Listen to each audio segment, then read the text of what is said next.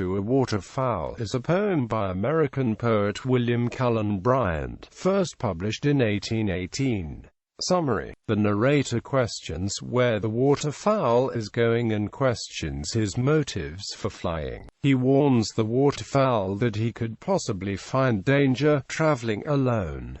But this waterfowl is not alone, it is being led by some power. As the waterfowl disappears out of the narrator's sight, the narrator reflects on God's guidance in his own life. The narrator is sure that God has led this waterfowl, and that the waterfowl had faith in the narrator. Now, the narrator's faith is strengthened. He knows that God is guiding him as well. Analysis: To a Waterfowl is written in iambic trimeter and iambic pentameter, consisting of 8 stanzas of 4 lines. The poem represents early stages of American Romanticism through celebration of nature and God's presence within nature. Bryant is acknowledged as skillful at depicting American scenery, but his natural details are often combined with a universal moral, as in To a Waterfowl.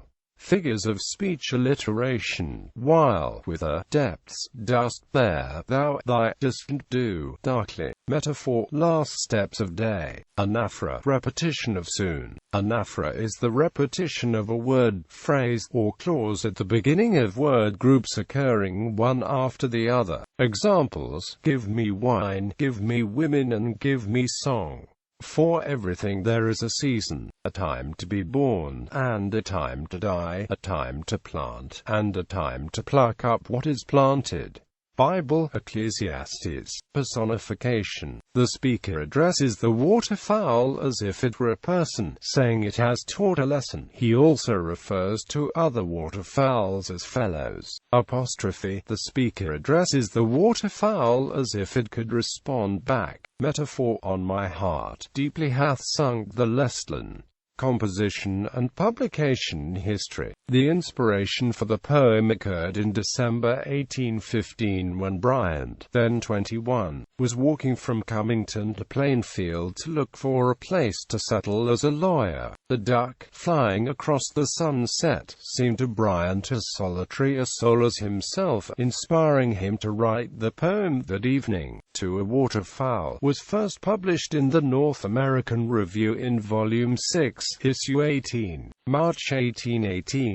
It was later published in the collection Poems in 1821. Critical response: Matthew Arnold praised it as the best short poem in the language, and the poet and critic Richard Wilbur has described it as America's first flawless poem. The narrator in George Du Maurier's Peter Ibbotson calls it the most beautiful poem in the world.